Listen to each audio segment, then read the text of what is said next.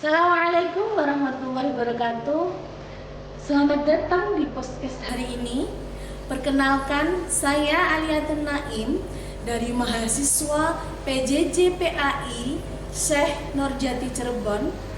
Kali ini kami akan berdiskusi tentang bagaimana dampak AI dan otomasi pada generasi muda bersama beliau pakarnya, Bapak Hari Istiardi, Sarjana Komputer. Beliau adalah guru mata pelajaran informatika di SMP Negeri 1 Bangsri. Selamat datang Pak Hari. Selamat datang. Terima Bagaimana? kasih. Sehat. Alhamdulillah sehat. Alhamdulillah. Kali ini kita akan sedikit berbincang tentang bagaimana perkembangan AI di generasi muda pada kali ini ya Pak Hari. Menurut Bapak, perkembangan AI sekarang itu bagaimana di generasi muda ini? Ya, terima kasih Mbak Alia. Untuk perkembangan AI di Indonesia terutama ya. Iya. Di Indonesia terutama untuk generasi muda itu sangat pesat sekali ya. Itu terbukti dengan beberapa produk-produk AI yang di Indonesia itu banyak sekali, dan itu merupakan perkembangan yang sangat-sangat membantu sekali, terutama di bidang pendidikan ya. Ini saya kaitkan dengan dunia pendidikan ya, karena memang fokus saya di dunia pendidikan, jadi ini saya fokuskan di situ. Jadi perkembangan AI ini sangat besar sekali. Terbukti sekarang kita dimudahkan, kita dimudahkan ya dalam mencari informasi, mencari jawaban, walaupun sebenarnya AI sendiri ada dampak negatif.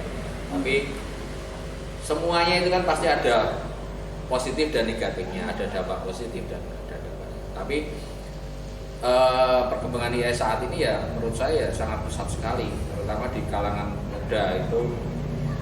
Contoh aja sekarang banyak meme-meme ya, banyak video-video yang beredar yang kadang itu menyesatkan dan juga bisa juga jadi hiburan. Ya. Tapi ya begitulah perkembangan teknologi saat ini, gitu Mbak. Kira-kira dampak yang mungkin yang kita bisa atasi dari adanya AI itu apa ya Pak ya? Ya sebenarnya teknologi itu bentengnya sebenarnya diri sendiri. Oh gitu. Jadi teknologi itu bentengnya diri sendiri. Jadi ketika kita bergelut di dunia teknologi, bagaimana cara kita menggunakan teknologi, ketepatan kita menggunakan teknologi, sebenarnya bentengnya diri sendiri.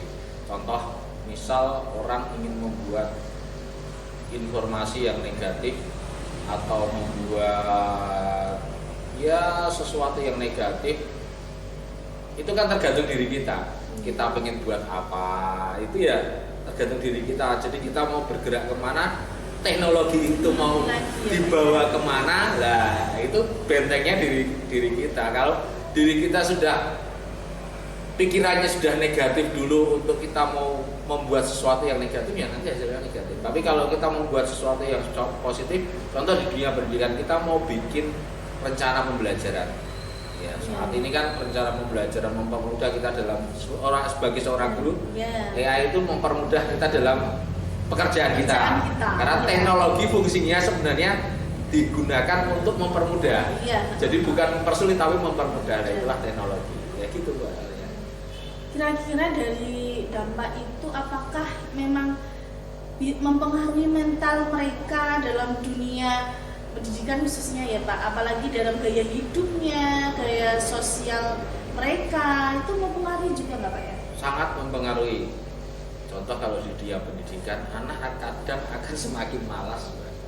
Karena dengan AI itu anak semakin malas. Contoh, mereka ketik apa saja tanpa mereka harus baca. Tapi otomatis nanti akan baca sih. Tapi paling enggak mereka, yaitu salah satunya mengurangi literasi mereka.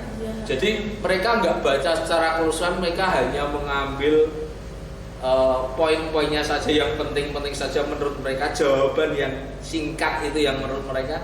Nah, itu yang teman, kalau anak bisa memanfaatkan AI itu untuk kebaikan pun bisa.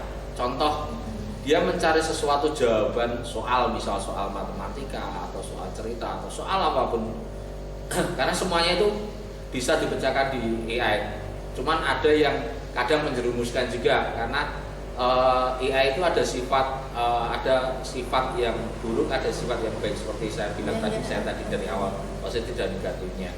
Contoh yang baiknya, ketika mereka tahu jawabannya dan mereka mencoba berlatih dengan itu, mereka akan lebih terampil, mereka akan lebih belajarnya lebih giat mereka. Cuman kalau mereka sudah dalam tanda kutip keset, keset itu tinggal nyomot jawaban, mereka akan dan mereka nggak mengingat-ingat itu lagi, udah sepintas lalu aja jawabannya itu nggak digunakan lagi terus. Jadi sebenarnya penggunaan AI itu tergantung bagaimana dirinya sendiri dalam mengaplikasikan penggunaan AI itu ya Pak? Iya. Ada dari segi positif dan negatifnya. Iya.